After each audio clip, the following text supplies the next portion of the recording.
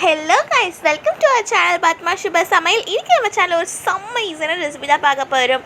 இதை வந்து நீங்கள் ஈவினிங் ஸ்நாக்ஸை சாப்பிட்ற செம்ம ஒரு பர்ஃபெக்டான ரெசிபிங்க.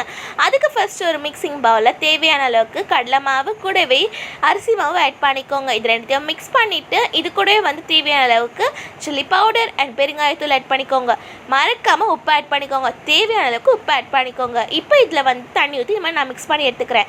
இப்போ இதில் நான் வந்து பேக்கிங் சோடா ஆட் பண்ணிக்கிறேன். பேக்கிங் சோடா ரொம்ப ஆட் பண்ண தேவையில்ல, புசுன்னு வரதுக்காக தான் ஒரே ஒரு பிஞ்ச் போதும். இப்போ இது கூட வந்து நான் இன்னும் கொஞ்சம் தண்ணி ஆட் பண்ணி நல்லா மிக்ஸ் பண்ணி எடுத்துக்கிறேன். இப்போ நம்ம ரெசிபியோட ஹீரோவான ப்ரெட்டை வந்து ரெண்டாக வெட்டிக்கலாம்.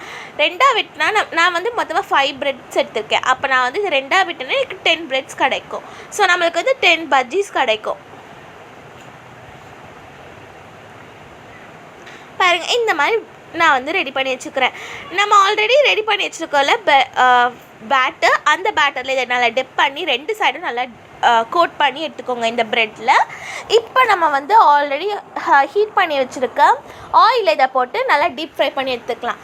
அதுக்கு ஃபர்ஸ்ட்டு இந்த ஆயில் ரெடியாக இருக்க பார்க்கறதுக்கு ஒரு 2 ட்ராப் கிட்ட ஃப்ளோர் ஆட் பண்ணி நம்ம ரெடி பண்ணி வச்சுருக்க பேட்டர் ஆட் பண்ணி நம்ம வந்து செக் பண்ணிக்கலாம். அது உடனே வந்து இந்த மாதிரி பபிள்ஸ் வந்துச்சுன்னா அது வந்து ரெடியாக இருக்குன்னு அர்த்தம். இப்போ நம்ம ரெடி பண்ணி வச்சுருக்க ப்ரெட்டை இந்த ஆயிலில் ஆட் பண்ணிக்கலாம். நல்லா 2 சைடு திருப்பி போட்டு செம்மையாக நம்மளுடைய ப்ரெட் பஜ்ஜி ரெடி ஆகிடும்.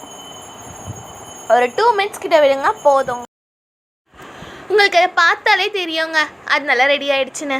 இங்கே பாருங்கள், நல்லா கோல்டன் ப்ரௌன் கலரில் மாறிடுச்சுல. இப்போ இதை வெளில எடுத்துடலாம். இது நான் வந்து செகண்ட் பேட்ச் போட்டுட்ருக்கேன். ஃபர்ஸ்ட் பேட்ச் செம்ம கிறிஸ்பியாக நல்லா சூப்பராக ரெடி ஆகிடுச்சுங்க. இதே மாதிரி நான் மற்ற இருக்க ப்ரெட்ஸையும் போட்டு எடுத்துக்கிறேன். அவ்வளோதாங்க, நம்ம சூப்பரான யம்மியான ப்ரெட் பஜ்ஜி ரெடி ஆகிடுச்சு. இது வந்து ஒரு செம்ம சிம்பிள் ரெசிபி தானே, செம்ம டேஸ்ட்டாக இருக்கும். மறக்காமல் இந்த வீடியோ சேவ் பண்ணி வச்சுட்டு ஃப்ரீயாக இருக்கும் போது ட்ரை பண்ணி பாருங்கள். தேங்க்யூ ஃபார் வாட்சிங். பாய்.